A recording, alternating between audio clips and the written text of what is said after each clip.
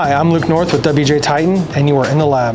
Today we are going to be discussing the difference between surface flatness and surface finish.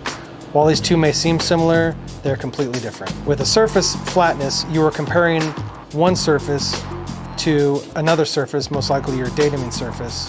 This is kind of like a oriented parallelism, if you will. It's just making sure that when two features interface with each other, that they are going to fit like you intend them to. With surface finish, this is more going over like the roughness or the way a surface will take lubrication. If it's an interference fit, this is checking for like gouges or scratches in your surface. Doesn't really have anything to do with orientation or location of a surface. As always, if you have any more questions, feel free to reach out. I'm Luke North, and you are in the lab. Could you be quiet? I'm trying to film a video. You ruined the whole thing. Good.